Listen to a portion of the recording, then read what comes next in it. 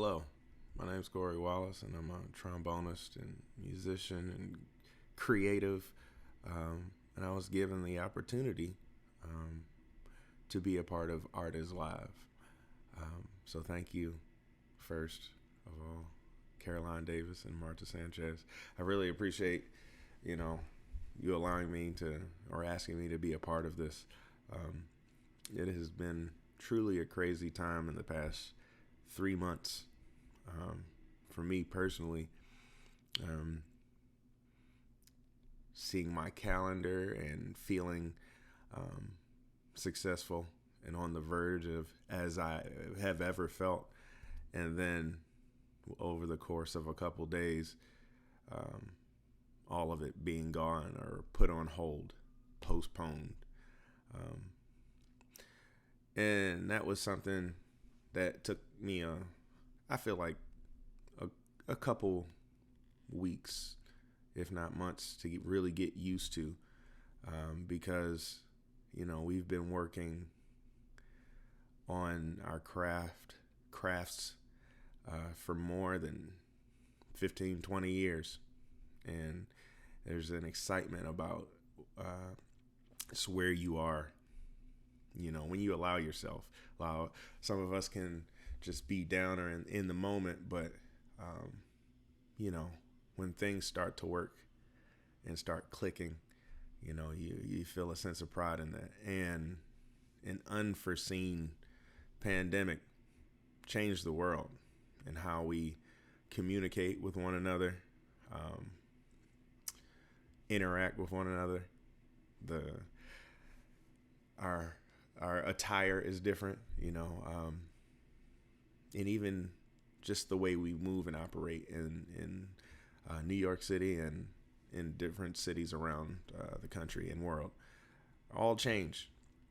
So it's been a lot, and then on top of that, you have America being America. And that's frustrating for Black Americans and others. But it continues to be a huge blip on our radar, the radar of Black Americans, but also, hopefully others, and they can see how this constant strife is difficult to deal with. And with all of that, you have people who have given their lives to being expressive and creative. And then things just change all of a sudden, and bad gets worse. And I honestly went through periods where I didn't want to create, didn't want to practice, didn't want to play the horn, just had no energy to do it, no space to do it, didn't want to take space, So an opportunity like this, but also opportunities to teach lessons here and there to eager young minds, a community which is kind of like always pushing and pulling. You have some that are ready to get back to work, some that have never stopped creating, and some that are just in a space, that's been interesting as well, being able to just sit back and observe the different dynamics. But it's important to note all of it together. You have to take a step back even further and just try to understand where people are coming from, but also the magnitude of the situation. Because where you may have been going in one direction, this provides an opportunity to maybe change that direction. It's not that you have to, but maybe it's something that has been building over time. And I am no different. And that's what's happened over the course of the last few months. And it's gone from being a scary time to still a scary time, but a lot more creative, where I can put things together and be excited, genuinely excited about things. I like where this is going,